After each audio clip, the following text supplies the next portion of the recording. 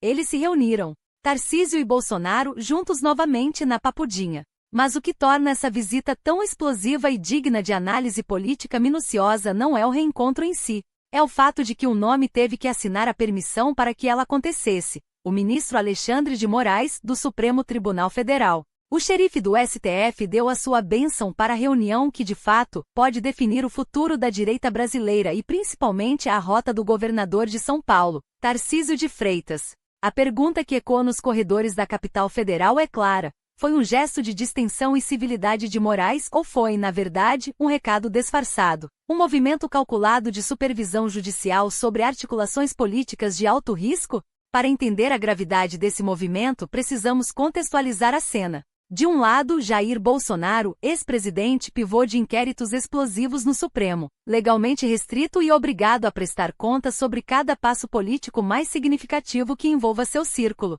Do outro, Tarcísio de Freitas, governador de São Paulo, líder em ascensão, a principal aposta do Republicanos e, aos olhos de grande parte da base fiel, o sucessor natural da direita para 2026. Tarcísio, portanto, não estava fazendo uma visita de cortesia qualquer. Ele estava entrando em um território legalmente minado, sob a vigilância direta da mais alta corte de justiça do país. A notícia, confirmada pela CNN Brasil, é seca e formal. Tarcísio chegou a Papudinha, em Brasília, e o encontro foi autorizado pelo ministro Alexandre de Moraes. Essa autorização não é um detalhe burocrático, caros espectadores. Ela é a materialização do poder do judiciário sobre a movimentação política de peso. Pensem comigo, a visita de Tarcísio demonstra lealdade inegável. O governador precisa manter a chama bolsonarista acesa em São Paulo e garantir que a máquina de votos mais engajada do país permaneça alinhada ao seu nome. Sem o apoio explícito de Bolsonaro, a candidatura de Tarcísio em 2026, mesmo que forte, teria um buraco significativo na base mais radicalizada.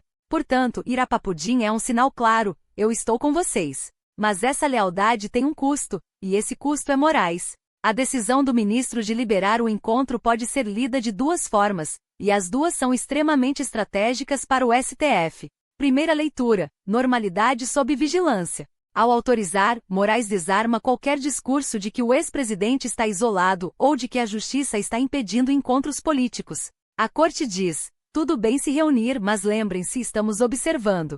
Essa autorização é uma espécie de carimbo de fiscalização. Qualquer fala, qualquer articulação que fuja dos limites legais, agora, tem um peso adicional, pois aconteceu com a chancela formal do Judiciário. A segunda leitura, mais polêmica: a armadilha política. A autorização cria uma tensão sutil, mas constante, na relação entre Tarcísio e Bolsonaro.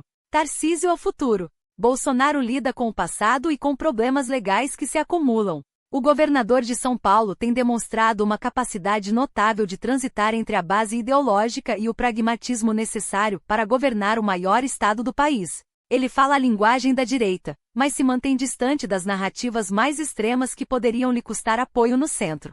Ao visitar Bolsonaro, Tarcísio se reaproxima do núcleo duro, mas se expõe a um risco. Ele agora está atrelado, de forma mais formalizada, às movimentações do ex-presidente, que estão sob o microscópio de Moraes. A grande questão é: o que Tarcísio levou e, mais importante, o que Bolsonaro pediu? Fontes de Brasília indicam que o diálogo não se limitou a um aperto de mãos e votos de apoio. O encontro serviu para que Tarcísio apresentasse um balanço de sua gestão e, fundamentalmente, discutisse o cenário eleitoral para as prefeituras em São Paulo e, claro, o plano maior para 2026.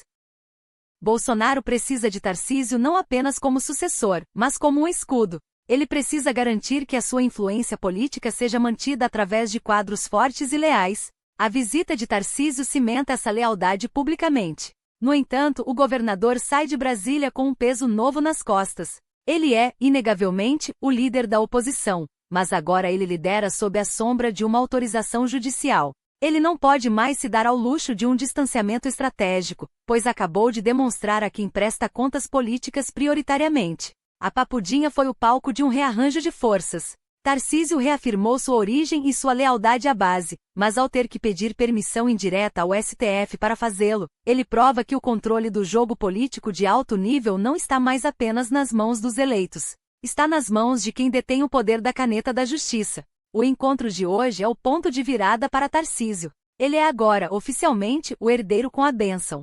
Mas a pergunta que encerra nosso programa é: será que Alexandre de Moraes autorizou esse encontro para garantir que a direita continue unida, mas sob estrito controle judicial, ou para expor as vulnerabilidades do governador que se prepara para voos ainda maiores? O xadrez político de 2026 começou hoje.